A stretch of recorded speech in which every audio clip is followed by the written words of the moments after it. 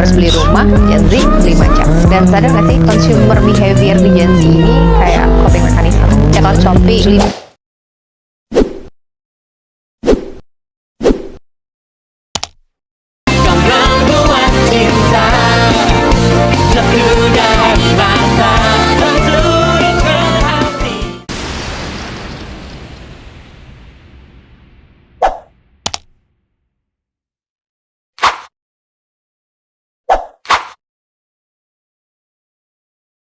turun hujan.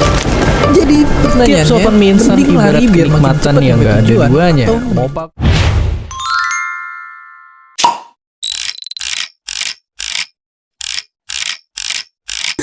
Nih salmon sashimi, sejujurnya pun gue nggak begitu suka salmon sashimi. Wijen Sangra.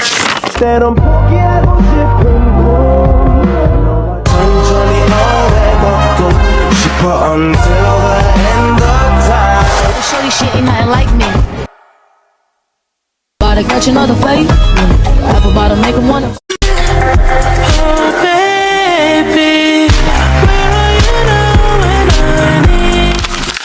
Menurutmu apa yang membuat algoritmamu seperti itu? Karena saya suka nonton film yang saya nonton, lalu saya nyari di kalau pencarian, lalu saya nyari informasi, jadi informasi itu bisa ada di beranda saya. Like dan postingan ulang orang lain, dan like postingan ulang sendiri. Karena saya pribadi suka makan sushi, jadi saya sering melihat video orang makan sushi. Karena hobi. Karena saya suka nonton. Karena saya suka Mengenai data positif dalam algoritma di media sosial. Yang pertama yaitu ada intellectual curiosity. Intellectual curiosity adalah kita penasaran akan suatu hal informasi yang kita suka atau berdasarkan dengan hobi. Nah, lalu kita cari di internet mengenai hobi tersebut atau informasi yang kita penasaran tersebut. Maka informasi tersebut akan menjadi informasi yang sangat penting dan bisa berguna bagi kita. Yang kedua ada hiburan, di mana media sosial ini menjadi tempat hiburan untuk melepaskan penat, stres dengan konten yang kita sukai.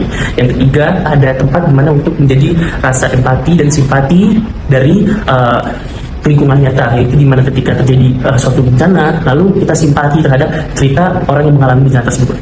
Lalu selanjutnya ada untuk mengenal lebih detailnya. Itu adalah sesuatu yang positif, di mana kita bisa mengenal lebih jauh lagi, lebih dalam lagi tentang algoritma yang ada di media sosial kita. Selanjutnya bisa menjadi teman perasaan kita ketika kita sedang merasakan sesuatu, jadi kita tidak merasa sendirian.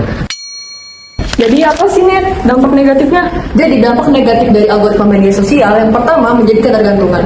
Kenapa? Karena algoritma itu dirancang untuk menarik perhatian pengguna agar mereka terus berada di platform selama mungkin. Hal ini menyebabkan perilaku stimulus karena mereka terus akan mendapatkan notifikasi, rekomendasi, dan konten sesuai preferensi mereka. Akibatnya penggunaan media sosial ini akan menjadi berlebihan dan sulit untuk dikendalikan. Yang kedua adalah misleading atau memicu informasi menyesatkan demi meningkatkan interaksi penonton dan juga waktu tonton. Algoritma ini memprioritaskan konten yang bersifat sensasional maupun emosional, sehingga hal ini yang membuka ruang penyebaran clickbait, hoax, ataupun konten yang belum terverifikasi, sehingga penggunanya dapat menjadi salah paham ataupun sulit membedakan antara opini dan juga fakta. Solusi dari hal negatif tersebut.